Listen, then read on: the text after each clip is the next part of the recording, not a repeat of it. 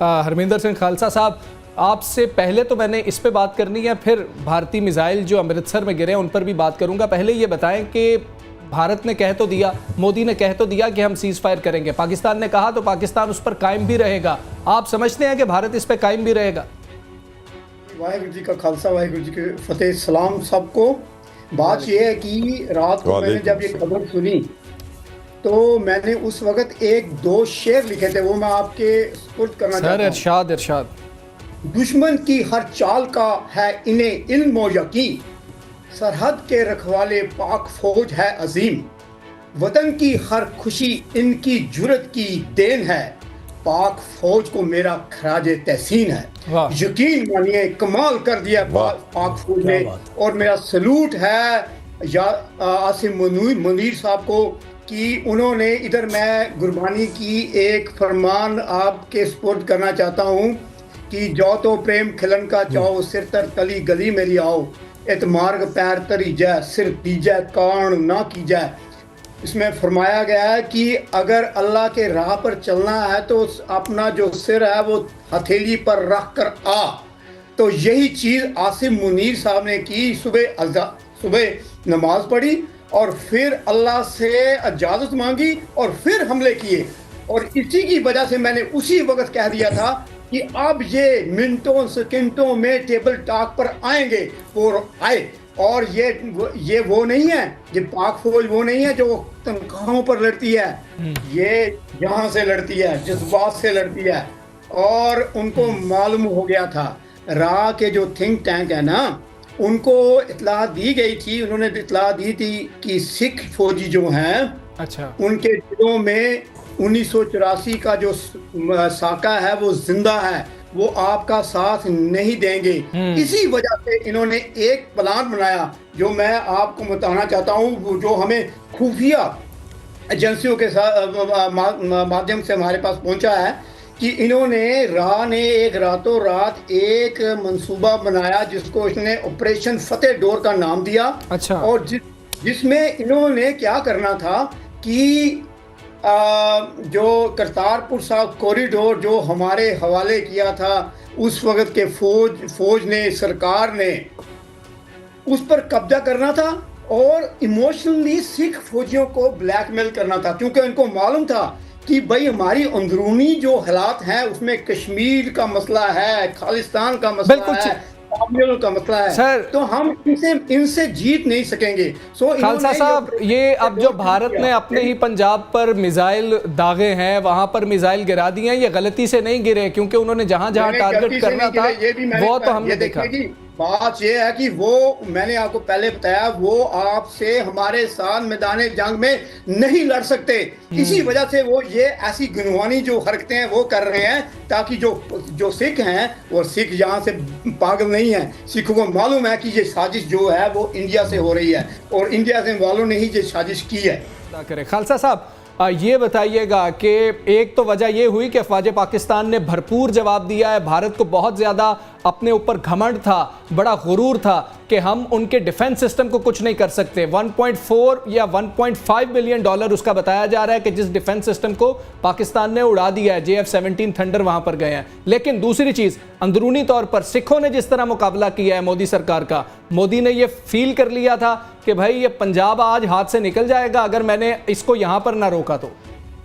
देखिए जी, इसमें कोई दो राय नहीं है, और इसमें मैं ऐड कर दूं कि जो आप बात कर रहे थे कि भाई अगर ये बैठते हैं टेबल टॉक पर बैठते हैं, ये तो वाज़ह हो गया कि भाई ये टेबल टॉक पर तब बैठे तब क्योंकि आपकी आर्मी ने आज जवाब दिया, तभी ये टेबल टॉक पर आए। पहली तो ये बात आपको क्लियर हो जानी चाहिए। दूसरी बात जो आप पूछ रहे हैं कि सिखों के हवाले से, तो मैंने आपको बता दिया कि इंटरनेशनल लेवल पर हमने यूनाइटेड नेशन को उसी दिन ही लिख दिया था कि ये जो पहलगाम है इसकी इंटरनेशनल इंक्वायरी होनी चाहिए, क्योंकि इसमें साफ वादे था। मैं जम्मू कश्मीर का रहने वाला हूँ, उस पहलगाम में जहाँ वाक़या हुआ वहाँ फौज के अलावा कोई जा ही नहीं सकता, अगर चला गया तो वो आ कैसे गए वापस।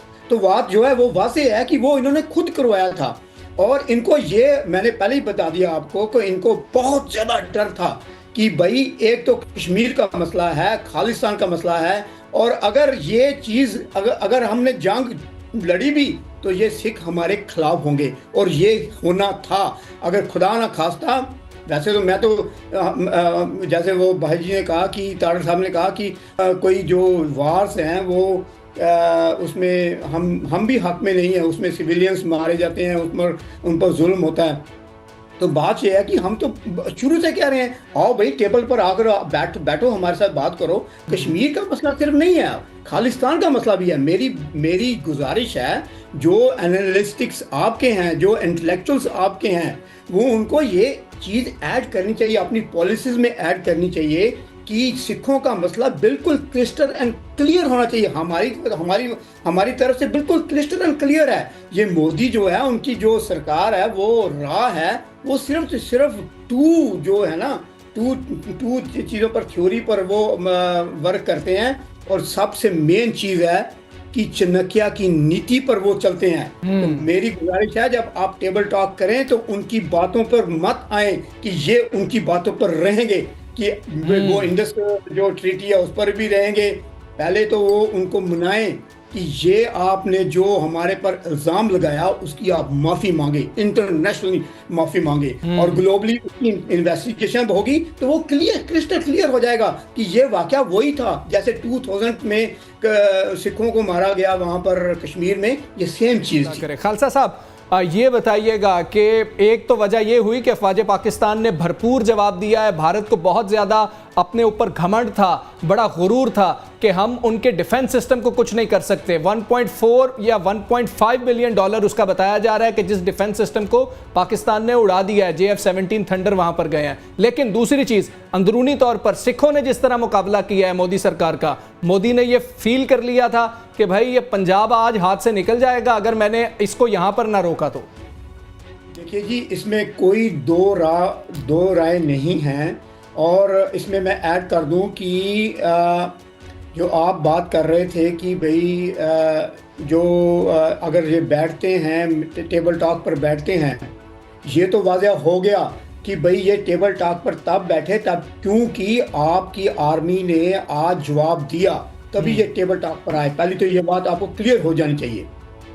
दूसरी बात जो आप पूछ रहे हैं कि सिखों के हवाले से, तो मैंने आपको बता दिया कि इंटरनेशनल लेवल पर हमने यूनाइटेड नेशन को उसी दिन ही लिख दिया था कि ये जो पहलगाम है इसकी इंटरनेशनल इंक्वायरी होनी चाहिए, क्योंकि इसमें साफ वादे था। मैं जम्मू कश्मीर का रहने वाला हूँ। उस पहलगाम में जहाँ वाक़या हुआ वहाँ फौज के अलावा कोई जा ही नहीं सकता।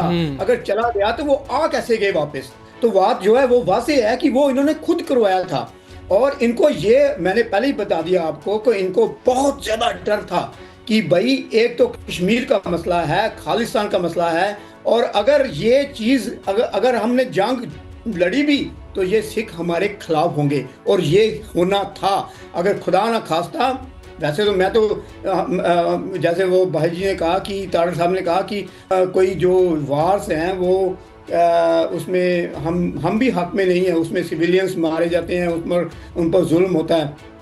तो बात यह है कि हम तो शुरू से कह रहे हैं, आओ भाई टेबल पर आकर बैठो, हमारे साथ बात करो। कश्मीर का मसला सिर्फ नहीं है, खालिस्तान का मसला भी है। मेरी गुजारिश है, जो एनालिस्टिक्स आपके हैं, जो इंटेलेक्चुअल्स आपके हैं, वो उनको ये चीज़ ऐड करनी चाहिए, अपनी पॉलिसीज में ऐड करनी चाहिए कि सिखों का मसला बिल्कुल क्लिस्टर एंड क्लियर होना चाहिए। हमारी तरफ से बिल्कुल क्लिस्टर एंड क्लियर है। ये मोदी जो है, उनकी जो सरकार है, वो राह है, वो सिर्फ जो है ना, टू चीज़ों पर, थ्योरी पर वो वर्क करते हैं, और सबसे मेन चीज़ है कि चाणक्य की नीति पर वो चलते हैं। तो मेरी गुजारिश है, जब आप टेबल टॉक करें तो उनकी बातों पर मत आए कि ये उनकी बातों पर रहेंगे, कि वो इंडस जो ट्रीटी है उस पर भी रहेंगे। पहले तो वो उनको मनाएं कि ये आपने जो हमारे पर इल्ज़ाम लगाया उसकी आप माफ़ी मांगे, इंटरनेशनली माफ़ी मांगे, और ग्लोबली उसकी इन्वेस्टिगेशन होगी तो वो क्रिस्टल क्लियर हो जाएगा कि ये वाकया वही था जैसे 2000 में सिखों को मारा गया वहाँ पर कश्मीर में, ये सेम चीज़ थी।